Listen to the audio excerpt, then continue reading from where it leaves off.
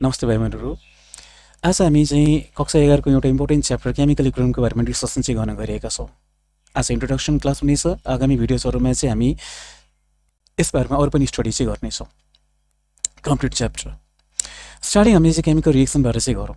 हामी सबैलाई थाहा छ डाइरेक्सनको आधारमा केमिकल रिएक्सन दुई किसिमका हुन्छन्। एउटा भनेको रिभर्सिबल रिएक्सन्स, अर्को भनेको इरिभर्सिबल रिएक्सन्स। रिभर्सिबल रिएक्सन भनेको यस्ता रिएक्सन्सहरू हुन् जसमा रिएक्सन चाहिँ दुवै डाइरेक्सनमा प्रोसिड चाहिँ हुनसक्छ, forward direction as well as backward direction. र इरिभर्सिबल रिएक्सन भनेको यस्ता रिएक्सन्सहरू हुन् जुन चाहिँ एउटा मात्रै डाइरेक्सनमा प्रोसिड चाहिँ हुन्छ, only in the forward direction. हेरौँ, यो इक्जाम्पल मार्फत चाहिँ बुझौँ। एउटा रिभर्सिबल रिएक्सनको इक्जाम्पल चाहिँ र हामी हेर्न सक्छौँ एउटा रिभर्सिबल रिएक्सनमा दुईवटा रिएक्सन समानान्तर भइरहेका हुन्छन्, एउटा फरवर्ड डाइरेक्सनमा, अर्को चाहिँ ब्याकवर्ड डाइरेक्सनमा। जस्तै कि फरवर्ड डाइरेक्सनमा 1 मोल अफ नाइट्रोजन र 3 मोल्स अफ हाइड्रोजन रिएक्ट भएर चाहिँ 2 मोल्स अफ अमोनिया दिइरहेछ, जबकि ब्याकवर्ड डाइरेक्सनमा 2 मोल्स अफ अमोनिया डिकम्पोज भएर चाहिँ 1 मोल अफ नाइट्रोजन र 3 मोल्स अफ हाइड्रोजन चाहिँ दिइरहेछ, राइट। अब एउटा रिभर्सिबल रिएक्सनलाई इरिभर्सिबलबाट कसरी फरक चाहिँ छुट्याउने, यसको लागि चाहिँ हामी चाहिँ डबल हेडेड एरोको प्रयोग चाहिँ गर्छौँ। ओके, सो रिभर्सिबल रिएक्सनमा चाहिँ रिएक्टेन्स र प्रडक्टको बिचमा डबल हेडेड एरो चाहिँ हुन्छ, र इरिभर्सिबल रिएक्सनमा चाहिँ रिएक्टेन्स र प्रडक्टको बिचमा के हुन्छ त सिंगल हेडेड एरो चाहिँ हुन्छ। अर्को डिफरेन्स भनेको रिभर्सिबल रिएक्सनमा एकपल्ट प्रडक्ट फर्मेसन भइसकेपछि those will again give back reactance, फेरि रिएक्टेन्स चाहिँ दिन्छ। यो कुरा हामीले पहिला नै भनिसकेका छौँ। रिभर्सिबल रिएक्सनमा दुईवटा रिएक्सन समानान्तर प्यारलली चाहिँ भइरहेको हुन्छ, एउटा फरवर्ड डाइरेक्सनमा, अर्को चाहिँ ब्याकवर्ड डाइरेक्सनमा। जबकि इरिभर्सिबल रिएक्सनमा चाहिँ एक प्रडक्ट फर्मेसन भइसकेपछि that's it, those products are not going to give back reactants. Okay, यसलाई हामी यसै बुझ्न सक्छौँ। रिभर्सिबल रिएक्सन भनेको टु वे ट्राफिक चाहिँ हो, होइन, दुवै साइडबाट चाहिँ गाडीहरू जान सक्छ नि त टु वे ट्राफिकमा चाहिँ। जब इरिभर्सिबल भनेपछि वान वे ट्राफिक चाहिँ भयो, only in the one direction. Okay, न हाम्रो लागि रिभर्सिबल रिएक्सन किन इम्पोर्टेन्ट हुन्? Because many important chemical substances are produce by reversible reactions. Okay, जस्तै अमोनिया भयो, SO3 भयो, यो क्विकल्याम चाहिँ भयो, यी सबै चाहिँ रिभर्सिबल रिएक्सनबाट प्राप्त चाहिँ हुन्छ। जस्तै अमोनिया किन इम्पोर्टेन्ट कम्पाउन्ड हो भन्दाखेरि because ammonia use for the manufacturing of many nitrogen based fertilisers, होइन। अधिकांश नाइट्रोजन बेस्ड फर्टिलाइजर्स बनाउनको लागि चाहिँ हामी के को प्रयोग गर्छौँ? अमोनियाको प्रयोग चाहिँ गर्छौँ। युरिया भयो, अमोनियम नाइट्रेट भयो, अमोनियम क्लोराइड चाहिँ भयो, यी सबैको उत्पादन गर्नको लागि हामी अमोनियाको इथेनोलको प्रिकर्सर के हो त? अमोनिया चाहिँ हो, राइट। नाइट्रिक एसिड उत्पादन गर्न पनि हामी के को प्रयोग गर्छौँ? अमोनिया चाहिँ प्रयोग चाहिँ गर्छौँ। सल्फर ट्राइअक्साइड, हामी सबैलाई थाहा छ sulphuric acid which is known as king of chemicals. यो सल्फ्रिक एसिड उत्पादन गर्नलाई हामीले सल्फर ट्राइअक्साइड ग्यास चाहिँ चाहियो, र सल्फर ट्राइअक्साइड ग्यास आफै कुन चाहिँ रिएक्सनबाट उत्पादन भइरहेको छ त? रिभर्सिबल रिएक्सनबाट उत्पादन चाहिँ भइरहेको छ। सिमेन्टको one of the major component भनेको क्विकल्याम चाहिँ हो, र क्विकल्याम आफै केबाट उत्पादन हुन्छ? लाइमस्टोनबाट चाहिँ उत्पादन हुन्छ थ्रु रिभर्सिबल रिएक्सन। सो हामी हेर्न सक्छौँ many reversible reactions, many important chemical substances are produce by reversible reactions. Okay, that's why the reversible reactions is important for us. यो च्याप्टरको लास्टमा हामी स्टडी चाहिँ गर्नेछौँ how to control a reversible reaction, होइन। रिभर्सिबल रिएक्सनलाई कसरी आफ्नो अनुकूल चाहिँ ढाल्ने, कसरी चाहिँ विभिन्न कन्डिसन्सहरूको सही तालमेल भएर चाहिँ हामी आफ्नो प्रडक्टको उत्पादन बढाउन सक्छौँ, त्यो लास्टमा हुनेछ, जसलाई चाहिँ हामी ली च्याटरस प्रिन्सिपलको आधारमा चाहिँ बुझ्नेछौँ। Okay, so this chapter is extremely important. यो च्याप्टर धेरै नै इम्पोर्टेन्ट हो, न केवल कक्षा 11 को लागि, कक्षा 12 को लागि पनि, होइन। यस्ता सबै प्रोसेसहरू, चाहे फिजिकल प्रोसेस होस् अथवा केमिकल प्रोसेसहरू चाहिँ हुन्, यही त्यो रिभर्सिबल छ भने केही समय पश्चात त्यो इक्विलिब्रियमको अवस्थामा चाहिँ पुग्छ है। And that's why chemical equilibrium is important for us. This chapter is important for us. Okay, so let's come to the main topic, and that's equilibrium.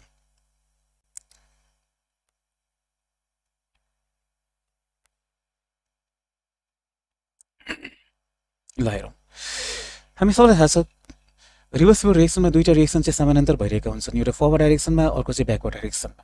Forward direction भनेको left to right, backward direction भनेको right to left. Okay, now कुनै पनि reversible reaction हामीले initiate गर्यो भने के चाहिँ हुन्छ? केही इन्स्ट्यान्टली इक्विलिब्रियम इस्ट्याब्लिस हुन्छ त? अब हेरौँ, इक्विलिब्रियम भनेको के हो र इक्विलिब्रियम इस्ट्याब्लिस हुनको लागि कन्डिसन के चाहिँ हुनुपर्ने हो, र यो कुरा हामी ग्राफिकली चाहिँ बुझौँ। ओके, र ग्राफमा जे कुरा देखेको छ, यो कुरा यहाँ ल्याङ्ग्वेजमा चाहिँ लेखिएको छ। You can pause the video and you can read it, but I am going to explain everything in the graph.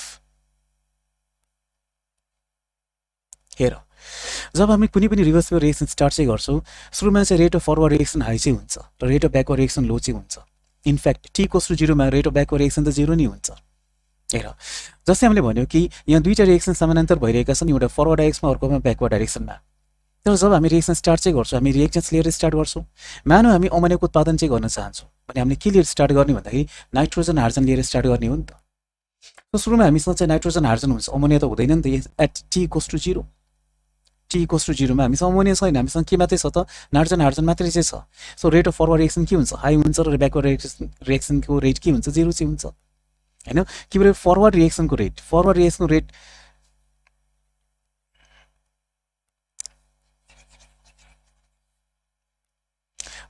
रिएक्सनको rate चाहिँ केमा भर पर्छ भन्दाखेरि it depends upon the concentration of nitrogen and hydrogen. जबकि ब्याकवर्ड रिएक्सनको रेट केमा भर पर्छ, अमोनियाको मात्रामा चाहिँ भर पर्छ। अब सुरुमा हामीसँग अमोनिया छैन नि त, हामीसँग के मात्रै छ त नाइट्रोजन हाइड्रोजन, जसले गर्दाखेरि फरवर्ड रिएक्सन रेट हाई चाहिँ हुन्छ र ब्याकवर्ड रिएक्सनको रेट के हुन्छ, 0 चाहिँ हुन्छ, टी इक्वल्स टु 0। तर समय बित्दै गयो भने चाहिँ रिएक्टेन्सहरू चाहिँ प्रोडक्ट्समा कन्भर्ट हुँदै जान्छन्, यसले गर्दाखेरि रिएक्टेन्सको मात्रा घट्दै जान्छ र प्रोडक्ट्सको मात्रा के हुन्छ, बढ्दै जान्छ। ठिक छ नि, बिकज कन्भर्सन हुने हो नि त। सो नाइट्रोजन हाइड्रोजन रिएक्ट भएर चाहिँ अमोनिया चाहिँ दिने हो। सो समय बित्दै गयो भने with the passage of time हामी हेर्न सक्छौँ रिएक्टेन्सको मात्रा चाहिँ घट्छ, प्रोडक्ट्सको मात्रा चाहिँ बढ्छ। रिएक्टेन्सको मात्रा घटे सँगसँगै हाम्रो चाहिँ फरवर्ड रिएक्सन रेट पनि के हुन्छ त, घट्दै जान्छ। बिकज आफ्टर अल फरवर्ड रिएक्सनको रेट त रिएक्टेन्सको मात्रामा भर पर्छ र प्रोडक्ट्सको मात्रा बढे सँगसँगै चाहिँ ब्याकवर्ड रिएक्सनको रेट पनि के हुन्छ त, बढ्छ। बिकज ब्याकवर्ड रिएक्सनको रेट केमा भर पर्छ त, प्रोडक्ट्सको मात्रै भर पर्छ, अमोनियामा चाहिँ भर पर्छ। सो समय बित्दै गयो भने फरवर्ड रिएक्सन रेट घट्दै जान्छ, ब्याकवर्ड रिएक्सन रेट बढ्दै जान्छ। एउटा यस्तो अवस्था चाहिँ आउनेछ जब चाहिँ फरवर्ड र ब्याकवर्ड रिएक्सन रेट के हुन्छ, सेम हैन। फरवर्ड र ब्याकवर्डको रेट के हुन्छ, सेम हुन्छ। यो अवस्थालाई नै हामी के भन्छौँ त, इक्विलिब्रियम चाहिँ भन्छौँ। We call this as equilibrium. ठिक छ त। सो जब चाहिँ रिभर्सिबल रिएक्सनमा चाहिँ फरवर्ड र ब्याकवर्ड रिएक्सनको रेट चाहिँ सेम भइदिन्छ, यो अवस्थालाई हामी इक्विलिब्रियम चाहिँ भन्छौँ। ध्यान दिने, इक्विलिब्रियम इस्टाब्लिस हुनलाई केही समय चाहिँ चाहियो, it requires certain time T. Reaction initiate गर्दा रिभर्सिबल रिएक्सन इनिसिएट गर्दैमा चाहिँ इक्विलिब्रियम इस्टाब्लिस चाहिँ हुँदैन, it requires some time T. And यो समय चाहिँ रिभर्सिबल रिएक्सन अनुसार फरक चाहिँ पर्छ हैन। केही रिभर्सिबल रिएक्सनमा चाहिँ इक्विलिब्रियम चाहिँ चाँडै इस्टाब्लिस होला, केही रिभर्सिबल रिएक्सनमा चाहिँ इक्विलिब्रियम चाहिँ ढिलो चाहिँ इस्टाब्लिस चाहिँ होला, but ultimately you will find that equilibrium will be established. Okay, if you are going to initiate any reversible reaction, कुनै पनि प्रक्रिया त्यो रिभर्सिबल छ, चाहे त्यो फिजिकल प्रोसेस होस् अथवा चाहिँ केमिकल प्रोसेस चाहिँ होस्, केही समय पश्चात अल्टिमेटली इक्विलिब्रियम इस्टाब्लिस हुन्छ। So equilibrium is the fate of a reversible reaction. यानि कि रिभर्सिबल रिएक्सनलाई चाहिँ हुन दियो भने के अल्टिमेटली अन्तर्गतमा चाहिँ इक्विलिब्रियमको अवस्थामा चाहिँ त्यो पुग्ने हो। र एकपल्ट रिभर्सिबल रिएक्सन इक्विलिब्रियमको अवस्थामा पुगिसकेपछि त्यसका कुनै पनि मेजरेबल प्रपर्टिजहरू चाहिँ चेन्ज हुँदैनन्, सबै कुरा कन्स्ट्यान्ट चाहिँ हुन्छ। Temperature constant, pressure constant, right, concentration constant, density constant, colour छ भने कलर पनि constant, nothing is going to change. In fact हामीले चाहिँ कसरी थाहा पाउने कि हाम्रो रिभर्सिबल रिएक्सन चाहिँ इक्विलिब्रियमको अवस्थामा पुगिसकेको छ त, ल्याबमा चाहिँ हामीले रिएक्सन गराउँदाखेरि चाहिँ हैन, मानव हामीले कुनै रिभर्सिबल रिएक्सन चाहिँ गरिरहेका छौँ, सुरुवातमा के हुन्छ, यसका प्रपर्टिजहरू चेन्ज भइरहेका हुन्छन्। टेम्परेचर चेन्ज भइरहेको हुन्छ, प्रेसर चेन्ज भइरहेको हुन्छ, कन्सन्ट्रेसन चेन्ज भइरहेको हुन्छ, डेन्सिटी चेन्ज भइरहेको हुन्छ, कलर चेन्ज भइरहेको हुन्छ। तर केही समय पश्चात यो सबै चेन्जेसहरू बन्द चाहिँ हुन्छ र जब यो सबै चेन्जेसहरू बन्द चाहिँ हुन्छ, यो अवस्थालाई नै हामी के भन्छौँ त, we call this as equilibrium state हैन। सो ल्याबमा चाहिँ हामीले चाहिँ यसरी नै थाहा पाउने हो कि जबसम्म चाहिँ हाम्रा प्रपर्टिजहरू चेन्ज भइरहेका छन् त्यस बेलासम्म चाहिँ हाम्रो रिएक्सन चाहिँ हाम्रो सिस्टम इक्विलिब्रियमको अवस्थामा पुगेको छैन। जब सबै प्रपर्टिजहरू कन्स्ट्यान्ट चाहिँ भइदिन्छन् र केही कुरा पनि चेन्ज भइरहेको हुँदैन, यसैलाई हामी के and then will come to know that the system or the reaction has attained equilibrium. So equilibrium भनेको के रहेछ, इक्विलिब्रियम स्टेट भनेको is the state of a reversible reaction when the rate of both forward and backward reaction are same. Rate of both forward and backward reaction are same and there is no change in any measurable properties with time. समय अनुसार यसको कुनै पनि measurable प्रपर्टिजहरू change हुँदैन। त्यही भएर यसलाई हामी चाहिँ के पनि भन्छौँ, we call this as dynamic equilibrium. Dynamic equilibrium किन त, किनभने रिभर्सिबल रिएक्सन इक्विलिब्रियमको अवस्थामा पुगिसकेपछि चाहिँ रिएक्सन बन्द चाहिँ हुने होइन, भले यसका कुनै पनि प्रपर्टिजहरू चेन्ज भइरहेका छैनन्, but it doesn't mean the reaction has stopped, isn't it? It's just that two reactions, one in the forward direction, other in the backward direction, are taking place simultaneously with the same rate at equilibrium. So the effect of one gets cancelled by the other, and there is no net change. हैन, यानी कि जब reversible reaction इक्विलिब्रियमको अवस्थामा पुग्ने हो, so र forward र backward रिएक्सनको rate same चाहिँ हुन्छ। सो जे चेन्जेस चाहिँ फरवर्ड डाइरेक्सनमा भइरहेका हुन्छन् ती सबै चेन्जेसलाई चाहिँ ब्याकवर्ड डाइरेक्सनको चेन्जले के गरिदिन्छ, क्यान्सल चाहिँ गरिदिन्छ। जस्तै फरवर्ड डाइरेक्सनमा जति मात्रामा हिट उत्पादन चाहिँ भयो, ब्याकवर्डमा त्यति नै हिट कन्ज्युम भयो भने there is no change in temperature. Forward डाइरेक्समा जति नम्बर अफ मोल्स उत्पादन भइरहेको छ, ब्याकवर्डमा त्यति नै नम्बर मोल्स कन्ज्युम भइदियो भने there is no change in the number of moles of the substances because of there will be no change in the pressure. Forward डाइरेक्सनमा जति मात्रामा रिएक्टेन्स कन्ज्युम भइरहेको छ ब्याकवर्डमा त्यति नै रिएक्टेन्स उत्पादन चाहिँ भयो भने there is no change in the concentration of reactants. Forward डाइरेक्सनमा जति मात्रामा प्रडक्ट्सको उत्पादन चाहिँ भइरहेको छ त्यति मात्रामा प्रडक्ट्स चाहिँ ब्याकवर्ड डाइरेक्समा कन्ज्युम चाहिँ भइदियो भने there is no change in the concentration product and this is the thing which happens at equilibrium. At equilibrium, there is no change in concentration of any substance. There is no change in the pressure. There is no change in temperature. There is no change in density. There is no change in color, if any, if there is a color there. There's nothing is going to change when a reversible reaction attains equilibrium. You know, and that's why we call equilibrium is dynamic in nature. Equilibrium चाहिँ dynamic nature मा चाहिँ हुन्छ, dynamic nature को चाहिँ हुन्छ। Okay, यसलाई यसै पनि बुझ्न सक्छौ। जस्तै घरमा बाल्टिनमा मानौ हामी धारबाट चाहिँ पानी चाहिँ भरिरहेका छौँ, हाम्रो बाल्टिनमा चाहिँ दुलो चाहिँ छ र दुलोबाट त्यति नै पानी निस्किरहेको छ जति बेला धारबाट चाहिँ बाल्टिनमा पानी चाहिँ आइरहेको छ भने will there be change in the level of water or the amount of the water in the bucket? As is not.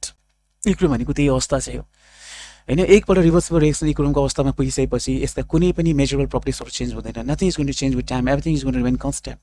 And that's why we say equilibrium is dynamic in nature, because reactions will continue to happen. अनन्तकालसम्म नै reaction चाहिँ बन्द हुँदैन। यही त्यसले disturb नगर्ने हो, reversible रिएक्सनलाई disturb नगर्ने हो भने चाहिँ for the infinite time to come reaction will continue to happen in the forward as well as in the backward direction with the same rate, but from outside we are not going to observe any change. हामी कुनै change भन्ने चाहिँ हेर्दैनौँ। And that's why equilibrium is dynamic in nature. आजको भिडियोमा यहीसम्म राखौँ, बाँकी कुरा चाहिँ हामी नेक्स्ट भिडियोमा गरौँला। Thank you.